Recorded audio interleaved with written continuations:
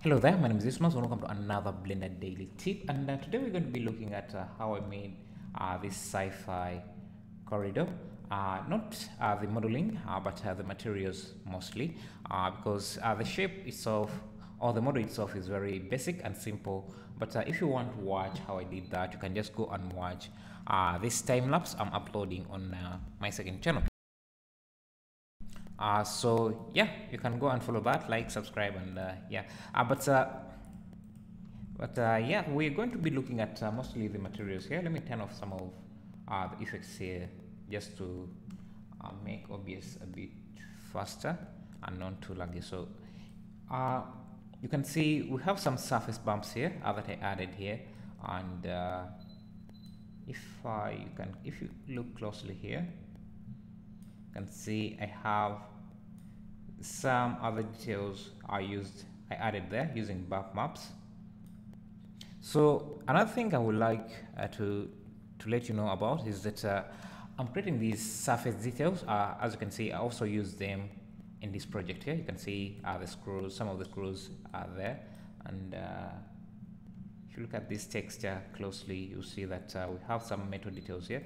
I need to reduce some of these bumps so that they are not that heavy. So let me see. Okay, I think I'm selecting a different material, so let me find that. This metal pattern.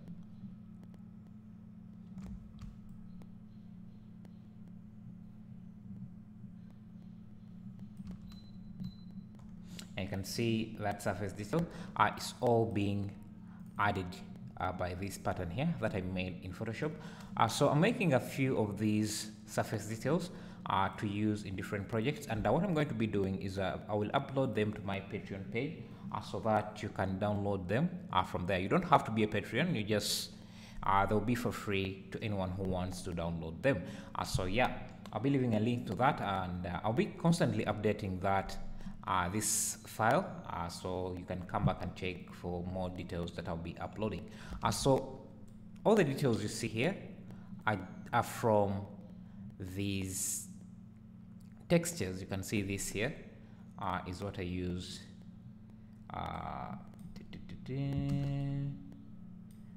here, and a mixture of these lines here with this. You can see also how, maybe let me just show you how I set up these materials to be blended with the different textures here. So I'm just going to pick one of the plates here. So let me just select this, Control L, Shift D, and then P to separate that selection. And I'm just going to copy this into a new blend file.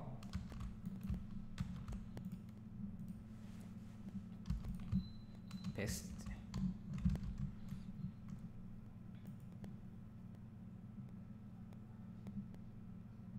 Just need to wait for the shader to compile.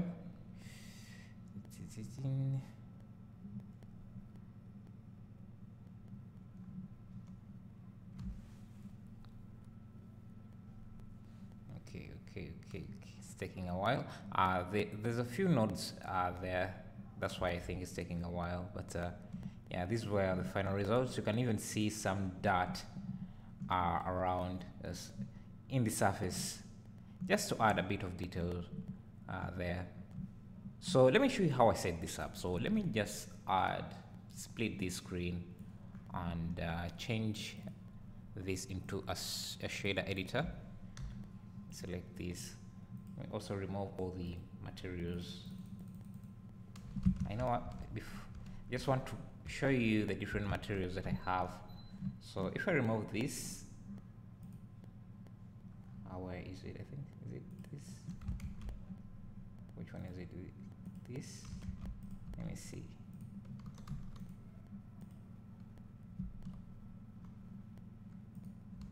You can see the different materials that I was experimenting with.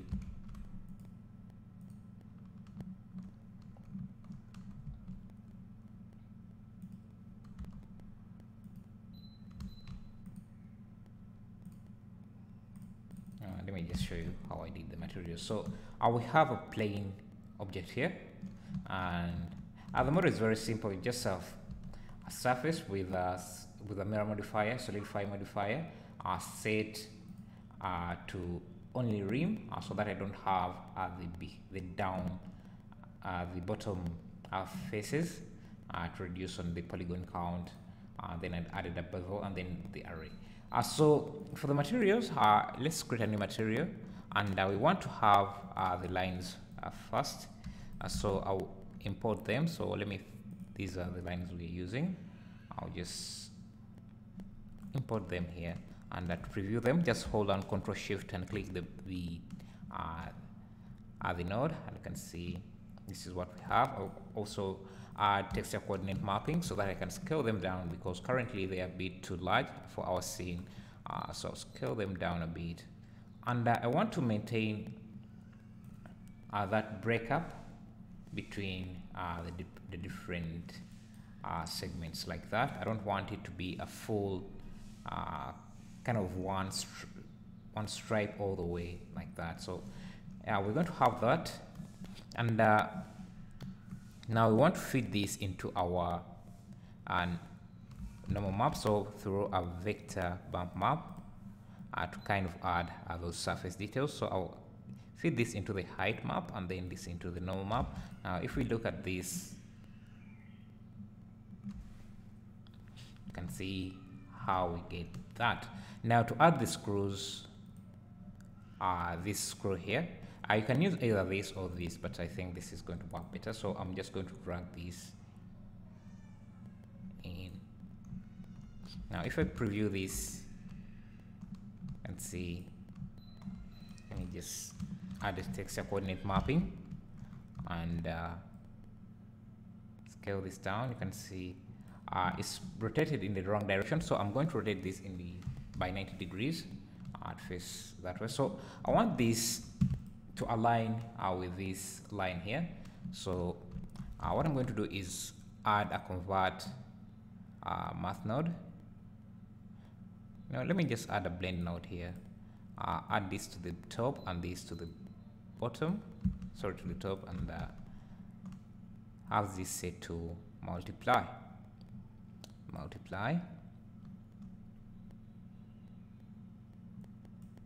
Now we just need to move these to that space. So I think it's the X direction, and you can push them around there. So right now, this texture here, the lines are set up to push the surface down, because black pixels push the surface down and the white pixel push the surface up. That's how normal bump maps work. So I want this to be inverted, so that we have it, I don't know. Yeah, so let me just show you. If you wanted it to be inverted, you just add a color invert node here, and should be the same for this here. You would have something like that. I think instead of using this blend node, we can use a convert math node, so that we can subtract these pixels. I think it's the other way around. Now they can just show through like that. You may need to play around with the scale of this to get it to fit correctly.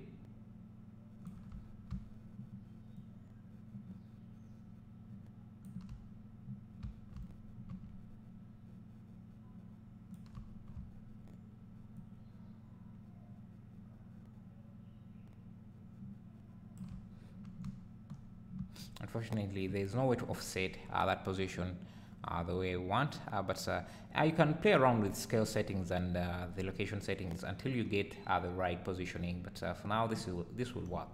So what I did then, instead of using this, I used this here for the height map, and then got this. And this was the results. You can see we have the screws there, and we have but I don't want this to be at the same height as this. So if I want to reduce the height of this, I would just add, let me see, what would I add? I would just add a convert color ramp here and reduce the value here. You can see now I'm pushing them a little bit down, and you can see they're also becoming a bit softer than what we had before. So then let me just give this a color. So make this a bit darker. You can see now it's starting to look better, but I want these screws to be metallic. So since I have this setup already, I can use this as the maintenance value or maintenance mask. But remember, white means metal and black means non-metal. So I need this to be inverted. So I will add a color invert map. Make sure this is recording, and have this connected to the metallic, and this should give us this as the metal. The problem we are having is that when this is colored black, it doesn't really look metallic, so we need to change it to white. But it's also affecting this other surface we don't want to be white. So what I'm going to do is again use this mask here we have here as a color mask. Let me preview this. I want this to be white, so, and the rest to be black. Yes, and this should be set to mix, not, yeah, so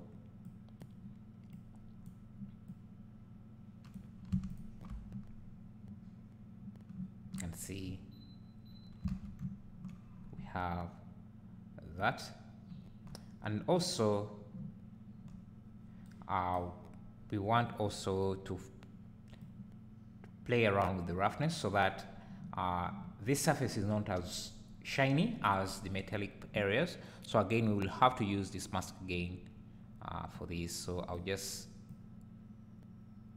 I think we can just use this setup here.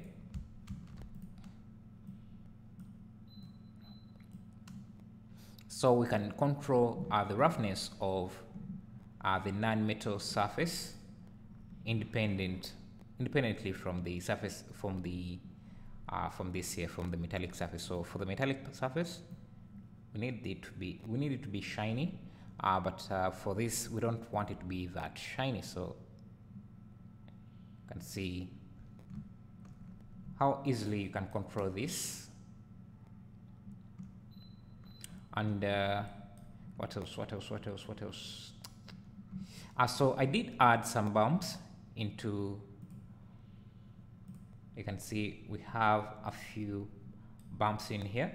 So for that, what I did is I just used a noise texture. So noise, let's see the scale a bit here. So I also don't need that color, so I'll add a convert color ramp, convert that into a black and white texture. And the scale is a bit high, so I'll just, it's a bit low.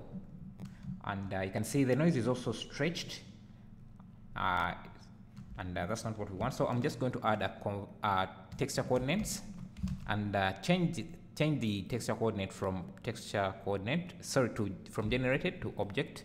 So that we have non-stretched textures like that. And now this can be fed into our bump map. We need to mix this with this, so color, mix RGB, and then like this. If we preview, you can see the problem we are having is that the noise is also going into the metal parts. So what we can do, we can have this come before this subtract node. So this would feed into here, and then this would feed into here, is it? Yeah. Let me see. Yeah, I think that's it. We just need to preview this node here. Yep.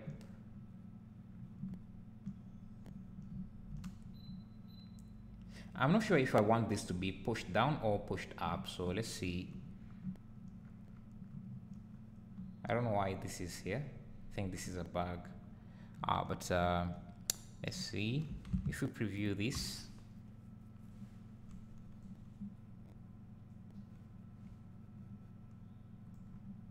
just need to reduce.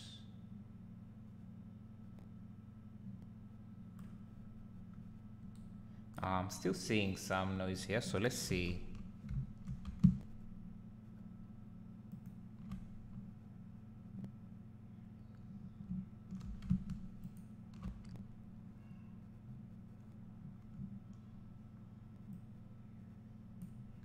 I think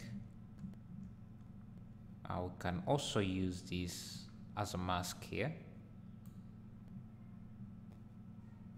Yeah, to get that noise out of the way. And I think I want this to be pushed up instead of pushed down, so I can invert color, invert this here. Or instead of invert, I think that would work too. So let's just preview the final thing.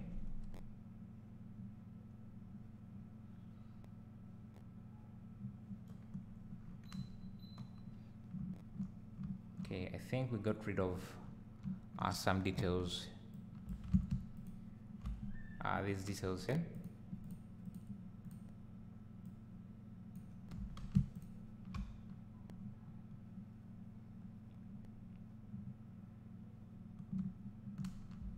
I think this should be inverted as well.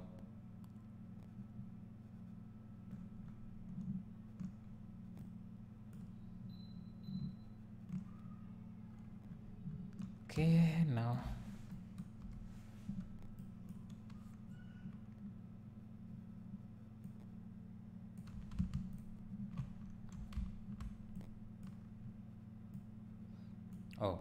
actually this is supposed to be set to multiply,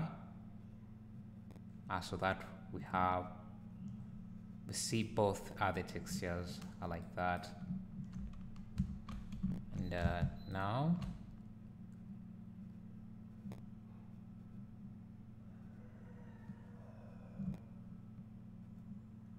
yep, can see that's what we have. I think we should also see the noise around here, so let me see.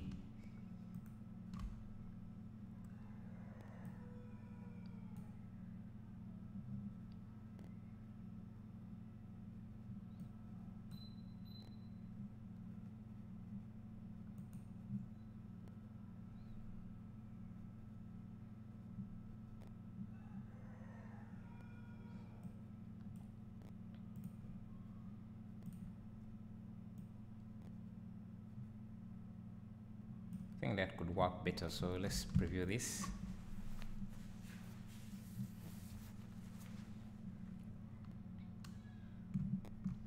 Yeah, I think this is what I have.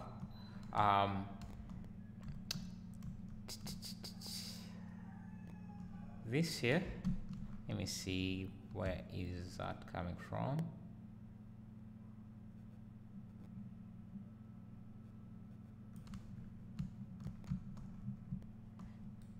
And you can see, you can change the color of these by changing the color here.